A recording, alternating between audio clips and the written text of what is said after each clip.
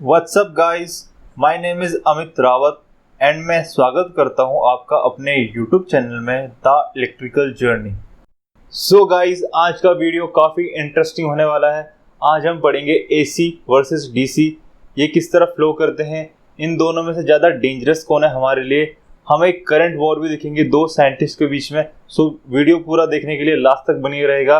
So let's begin the journey. Back from the dead.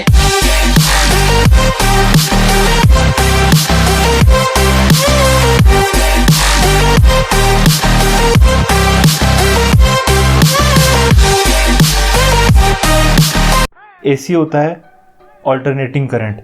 AC को हम करते हैं वोल्टेज एंड करंट दोनों से डिनोट। तो एसी के अंदर जो वोल्टेज एंड करंट होता है वो चेंज करता है टाइम के साथ। इसको हम अभी आगे पढ़ेंगे थोड़ी डिटेल में। अभी हम देखते हैं how do we get electricity at home. So electricity generate होती है जनरेटिंग स्टेशन में 11 kV में। फिर with the help of transformer हम स्टेप अप करते हैं वोल्टेज लेवल को फ्रॉम 11 kV टू 220 kV में। फिर इसको आगे ट्रांसमिट करते हैं through high voltage transmission line. High voltage से इसलिए ट्रांसमिट करते हैं ताकि लॉसेस कम हो। फिर ये पहुंचता है स्टेप डाउन ट्रांसफार्मर के पास, जो वोल्टेज लेवल को हाई वोल्टेज से 230 वोल्ट पे स्टेप डाउन करता है। And that's how we get electricity at our home. It's look like that. Okay, so जो हमारा डीसी होता है डायरेक्ट करंट। डीसी को हम वोल्टेज एंड करंट दोनों से डिनोट करते हैं। डीसी के अंदर वोल्टेज एंड करंट क्या कांस्टेंट रहते हैं टाइम के साथ। ठीक है, इसको हम आगे देखेंगे। अभी हम देखते हैं हमारे घर में कुछ इलेक्ट्रॉनिक कंपोनेंट होते हैं जो चलते हैं डीसी सप्लाई पे, डीसी पे चलते हैं बेसिकली। जैसे हो गया laptop, LED bulb, LED TV and हमारा फ़ोन। ठीक है, ये सब रन करते हैं डीसी सप्लाई पे। बट हमारे घर में जो सप्लाई आती है वो आती है बेसिकली 230 वोल्ट एसी सप्लाई आती है। सो क्वेश्चन अराइज होता है how do we get DC supply. इसका आंसर है चार्जर एंड अडेप्टर।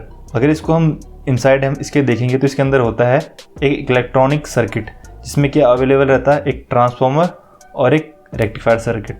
ट्रांसफार्मर जैसे मैंने पहले बताया 230 एसी वोल्टेज को ये क्या करेगा, लो एसी वोल्टेज में कन्वर्ट करेगा।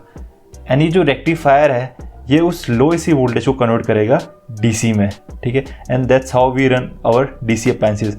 But the question is that why DC is not use in transmission. इसका आंसर जानने के लिए हमें जाना पड़ेगा पास्ट में।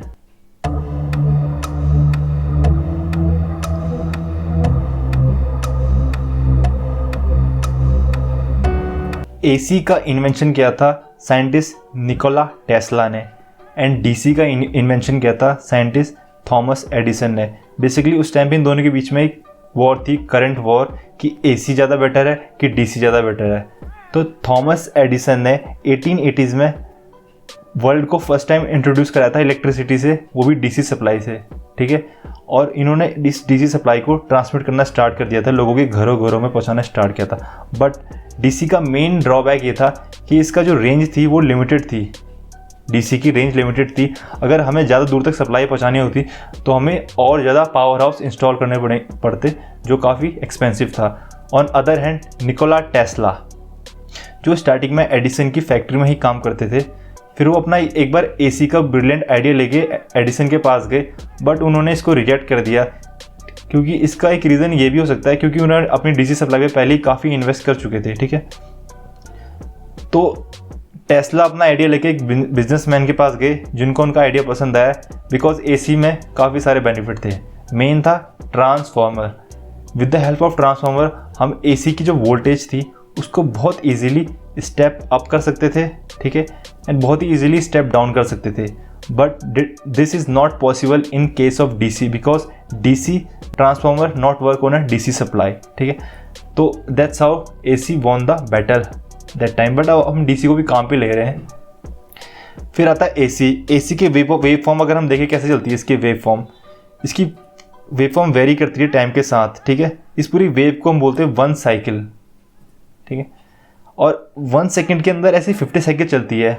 हाफ पॉजिटिव हाफ नेगेटिव, ऐसी 50 साइकिल चलती है। ठीक है, उसको बोलते हैं हम 50 हर्ट्ज फ्रिक्वेंसी। तो इसको एक एग्जांपल की तरह समझते हैं। जैसे हमारा एक सर्किट है, उसमें इलेक्ट्रॉन है अगर आपने अगर व्हाट इज़ इलेक्ट्रिसिटी का वीडियो नहीं देखा तो ऊपर आई लिंक बटन है, उसमें क्लिक करें और वीडियो देखिए, उसमें मैंने अच्छी तरह डिफाइन कर रखा है कैसे इलेक्ट्रॉन फ्लो करते हैं।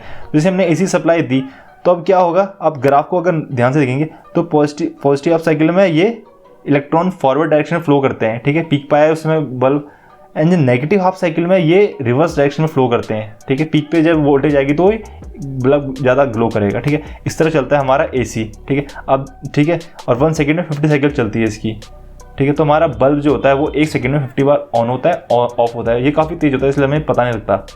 अदर हैंड में डीसी की जैसे मैंने बताया कि ये वोल्टेज जो रहती है इसमें कांस्टेंट रहती है टाइम के साथ, ये कभी चेंज नहीं होती, ठीक है। तो डीसी सप्लाई देखते हैं, जैसे बैटरी हमारे पास, इसके एक नेगेटिव टर्मिनल है, पॉजिटिव टर्मिनल है, और हमने एक मोटर कनेक्ट की है।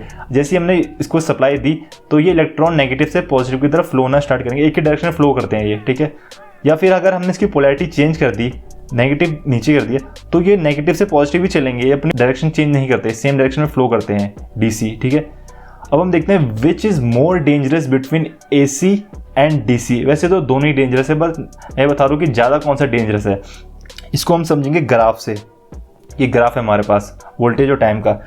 तो अगर हम 230 वोल्ट देंगे एसी और डीसी को, दोनों को, तो डीसी केस में तो ये कांस्टेंट चलेगा 230 वोल्ट पे ही। अगर आपको शॉक लगेगा 230 वोल्ट पे ही लगेगा।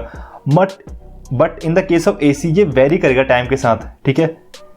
T1 पे ये अलग टाइम वोल्टेज दिखाएगा, T2 पे अलग वोल्टेज, T3 पे अलग वोल्टेज। T3 पे ये वोल्टेज होगी पॉजिटिव हाफ में मैक्सिमम और नेगेटिव हाफ में मैक्सिमम। अब हम पता कैसे करेंगे कि V मैक्सिमम की वैल्यू क्या है, ठीक है। तो इसके लिए हम लेते हैं काम में RMS, इसको बोलते हैं RMS वोल्टेज। ये वो होता है जो AC, RMS वोल्टेज वो वोल्टेज होती है जो AC और DC पे इक्वल काम करती है, इक्वल इफेक्ट दिखाती है, हीटिंग इफेक्ट या पावर डिसिपेशन के इफेक्ट, ठीक है। तो 230 वोल्ट की अगर हमने AC दिया तो वी मैक्स को अगर निकाला, वी मैक्स का फॉर्मूला होता है VRMS इंटू √2, ठीक है। VRMS होती है हमारी 230 वोल्ट, √2 का हो गया 1.41, तो ठीक है। तो अगर हम इसकी वैल्यू कैलकुलेट करेंगे तो ये होता है 325 वोल्ट का शॉक पड़ेगा आपको। 230 वोल्ट पे आपको 325 वोल्ट पे शॉक पड़ेगा और डीसी में आपको 230 का ही पड़ेगा। That's why AC is far more dangerous than DC. Okay guys, so that's all for today's video. Thank you. So guys, thank you for watching the video. If you like the video then do like, share and comment and subscribe करना ना भूलें. Till then, be safe and be healthy.